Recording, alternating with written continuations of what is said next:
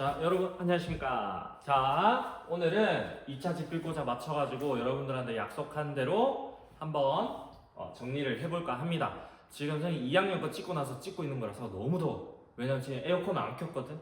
너희는 시원한 데서 공부하고 있잖니. 그러니까 내 노력을 봐서라도 제발 이번 시험을 좀 노력을 좀 해보세요. 알겠죠? 자, 그럼 우리 보고하는 글쓰기부터 한번 보자.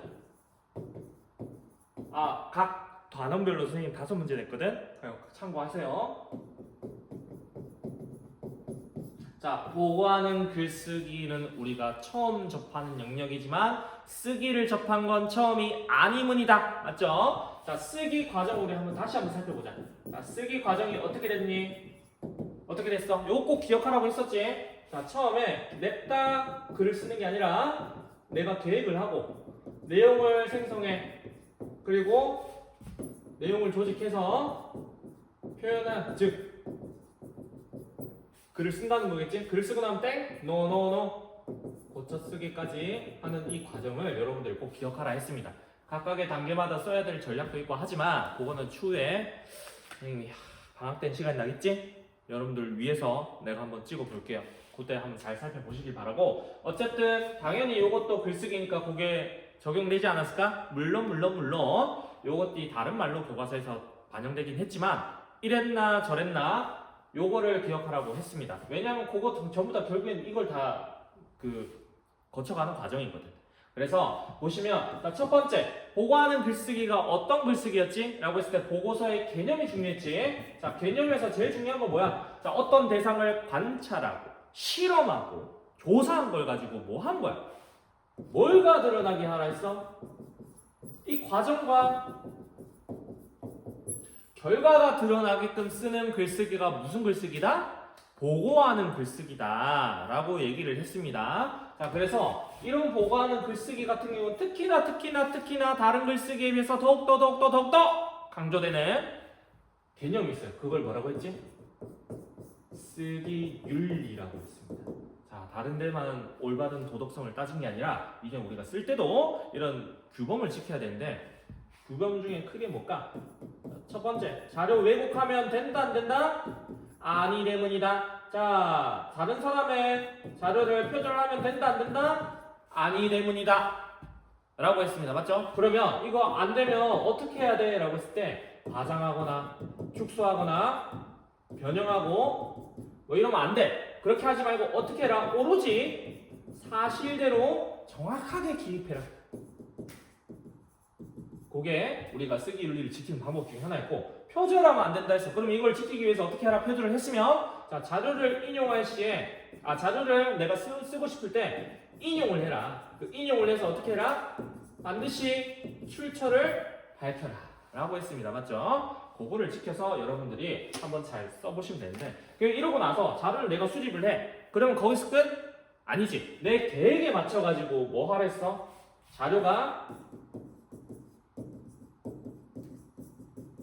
쓸만한가? 내가 보고서에 직접 써도 되는 자료인가 아닌가 한번 판가름 해보라 했죠? 자, 그러고 나서 내가 쓸 게 아니야. 그럼 왜 쓰면 안 되는지도 여러분들이 판단을 하셔야 된다 했어요.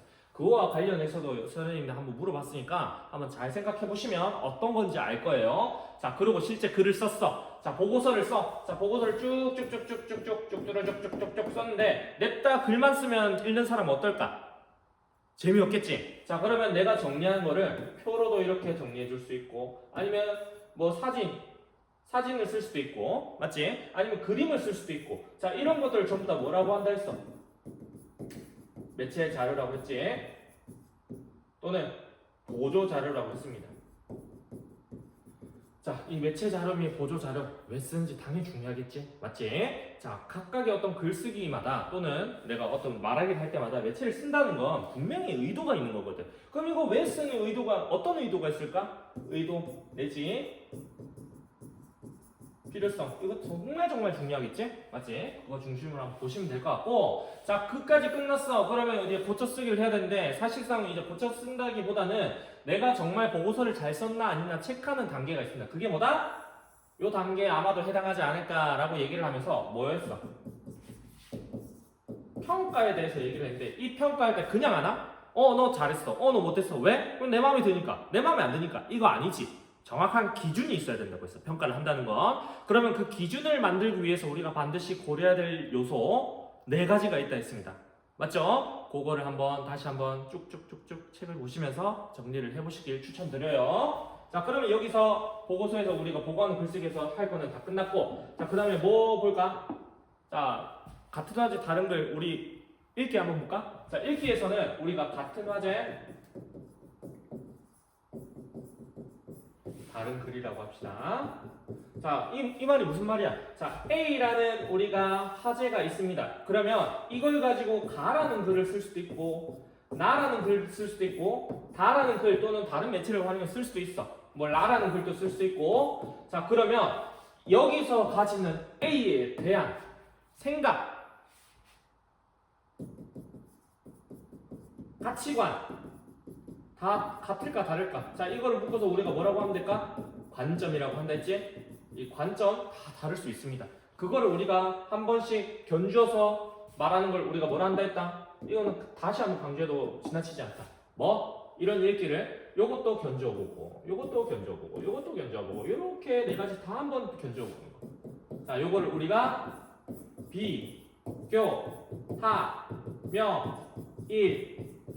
비교하며 읽기라고 했습니다. 맞죠? 자, 요거를 꼭 기억하시고, 그러면 이걸 하기 위해서 우리가 뭘 해야 된다? 화제도 잘 찾아봐야 될 것이고, 관점이 어떤지도 봐야 되겠지. 그러면 이 관점이 왜 그 관점이야? 하고 여러분들이 왜냐하면 하고 그 관점이 왜 그런지에 대한 근거도 한번 찾아보실 수 있어야 되고.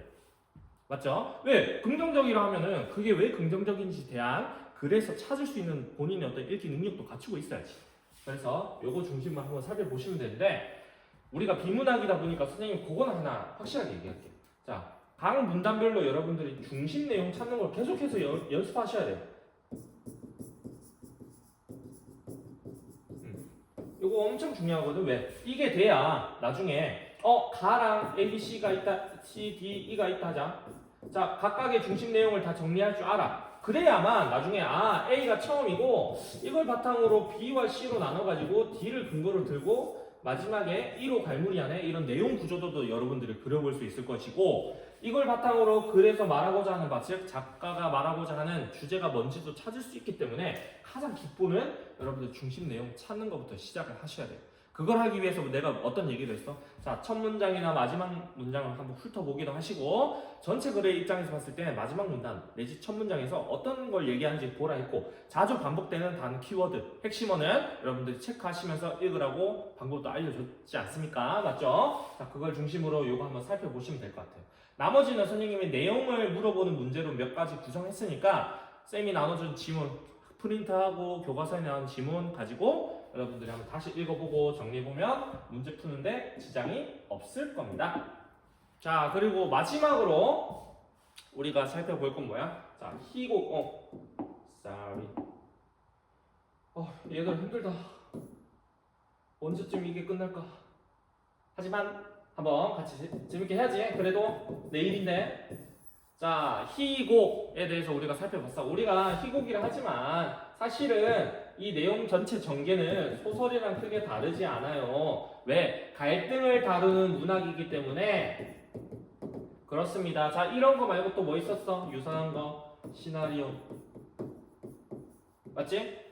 희곡은 우리가 여러분 쉽게 생각하는 뭐냐면 연극 대본이에요 라고 기억하라고 했습니다. 맞죠? 자, 이건 뭐야? 영화,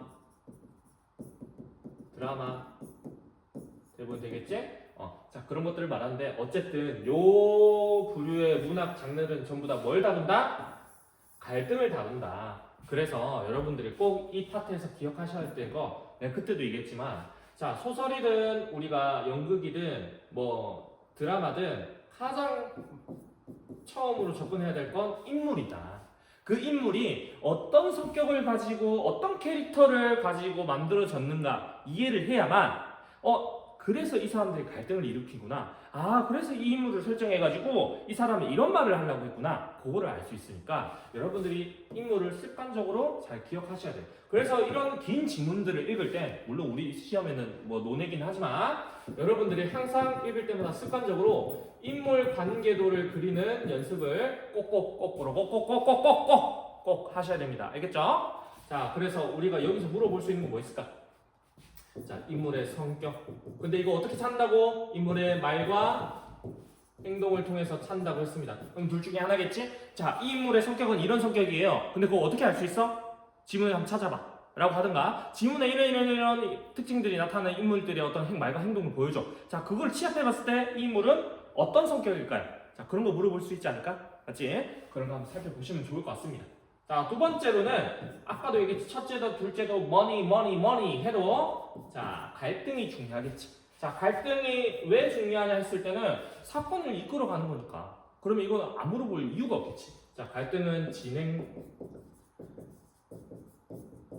과정을 물어보거나 아니면 어떻게 해결되는 것인가, 둘 중에 하나는 꼭 물어볼 거야. 근데 여기서 중요한 건 뭐였어? 급작스럽게 해결됐잖아, 맞지? 자, 그런 거 한번 중심으로 보시면 될 것 같고, 요거 말고도 사실은 뭐 소재란 파트도 중요하지. 어떤 소재를 중심으로 이 인물들이 뭐 그 갈등을 일으키는가, 아니면 대립하고 있는가, 그런 것도 중요할 것이고, 뭐 여기에는 해당되지 않지만 소설에서는 시점 같은 것도 우리가 한번 알아보자. 뭐 초점화 같은 얘기도 할 수 있겠지만 이거는 고등학교 가서 배우세요. 자, 그래서 여기까지 해서 여러분 살펴보면 되는데, 자, 첫 번째로 선생님 인물 성격 한번 물어볼 수 있지 않을까라는 것과 갈등에 대한 얘기를 반드시 어떤 언급을 하지 않을까요? 맞지? 자, 그리고 기본적으로 우리가 여기서 배운 게 뭐냐면 사회를 비추는 문학이라고 얘기를 했어. 자, 여기서 말하는 사회는 어떤 사회일까? 라고 했어. 우리가 지금 살아가고 있는 현실을 얘기하는 거겠지? 자, 코로나 시절에는 코로나를 배경한 소설들이 많이 나왔을 것이고, 일제강점기 때는 이 조선의 광복, 우리 대한민국의 광복을 염원하는 소설들이 많이 나왔을 것이고, 그래서 일제강점기를 배경한 게 많이 나왔을 거야. 자, 여기서는 뭐였니? 물질 만능주의를